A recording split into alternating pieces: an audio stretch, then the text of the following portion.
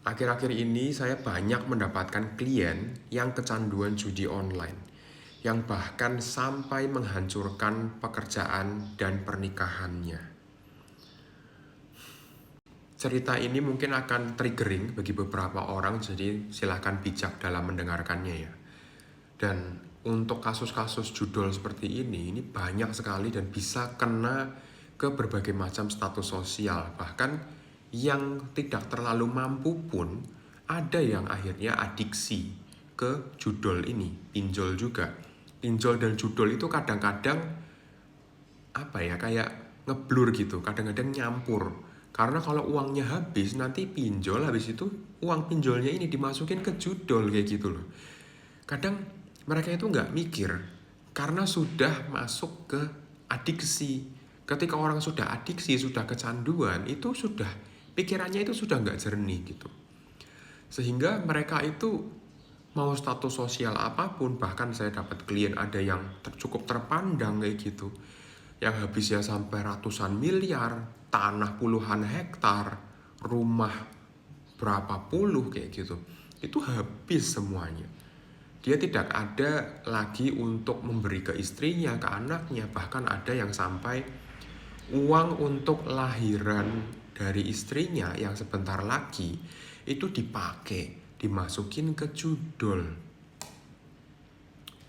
Bahkan ada yang sampai seorang salesman gitu ya, itu ngambil uang setorannya dari PT. Dia kan sales keliling, habis itu setoran dia pakai untuk dimasukin ke judul. Habis itu dia bingung ini gimana cara balikinnya, karena judul kan udah pasti kalah, menang paling sekali dikasih gitu. Akhirnya apa, kebingungan sendiri, bingung, istrinya tanya ketahuan akhirnya kayak gitu kan. Banyak sekali kasus yang seperti ini gitu, judul. Karena gini, kita harus memahami judul itu dari sisi bahwa ini adalah adiksi. Kebanyakan dari mereka, saya tanyain ya, mulainya dari mana? Apakah mulainya langsung besar? Enggak. Mulainya itu dari cuma 10.000, 15.000, 15.000 menang dapat 150, misalkan kayak gitu-gitu. Terus lama-lama muncul ide, oh kalau bisa menang nih, berarti kalau aku masukin lebih banyak, aku akan dapat jauh lebih banyak. 10.000 jadi 150.000, berarti 15 kali lipat. Kalau aku masukin 1 juta, berarti jadi 15 juta, kan gitu. Akhirnya mereka masukin terus tuh, masukin terus. Kalah, menang sekali, dimasukin lagi, kalah, hilang lagi. Semua ceritanya itu sama. Dari kurang lebih sekitar 10 orang klien yang saya tangani di tahun ini aja nih, baru sampai ke Agustus, itu selalu begitu. Menangnya berapa kali? Ya paling 2 kali, 3 kali. Kalahnya berapa? Ya puluhan kali. Tapi tetap dilakukan. Kenapa? Karena adiksi. Adiksi itu, kecanduan itu sudah gak bisa mikir. Yang bisa dia tahu adalah bagaimana cara mendapatkan jalan pintas untuk mendapatkan dopamin. Hormon dopamin, hormon kesenangan, hormon untuk kepuasan gitu.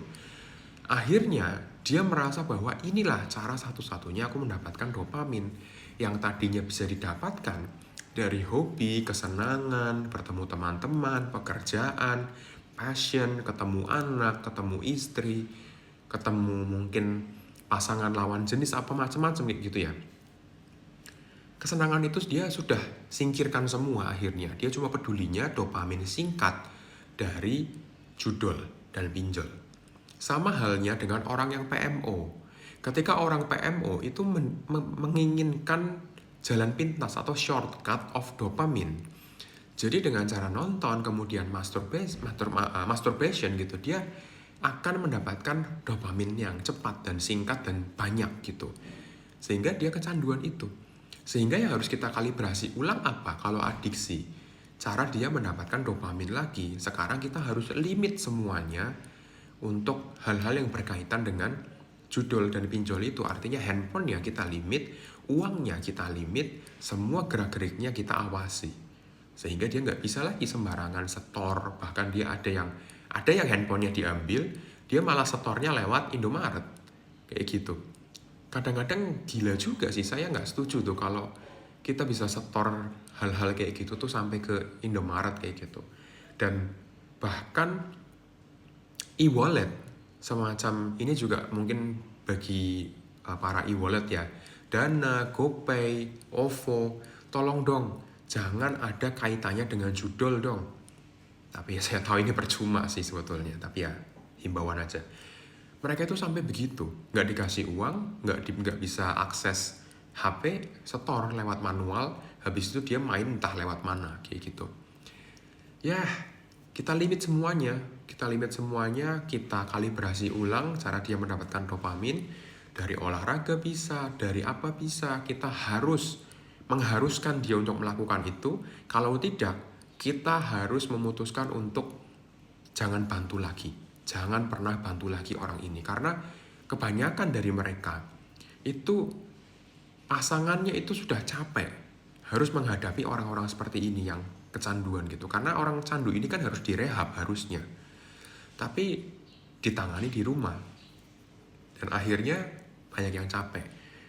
Ketika dia melakukan kesalahan lagi, dibantu lagi. Yang melunasi utangnya siapa? Orang lain. Akhirnya apa? Gampang. Nah, sekarang kalau misalkan kita kasih gampang terus, utang dilunasi, ya orang ini nggak bakal berubah. Sampai kapanpun nggak akan berubah. Sampai akhirnya dia kepepet. Dia tahu bahwa kalau misalkan sekarang aku lakuin salah lagi, nggak ada yang bantuin, nggak ada yang ngelunasin. Barulah dia akan berubah. Banyak yang bisa berubah, tapi banyak juga yang tidak. Makanya kita paling tidak mengusahakan dia untuk rehabilitasi itu dengan berbagai cara.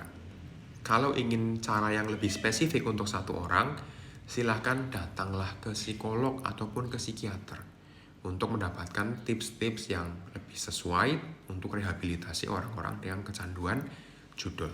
Adiksi ini perlu ditangani. Jangan ditangani sendiri karena pasti susah. Ya, kalian coba datang ke profesional saja, terutama yang sudah biasa menghadapi kasus adiksi. Oke, semoga bisa memberikan manfaat kepada kalian semua dan salam sehat jiwa untuk kita semua.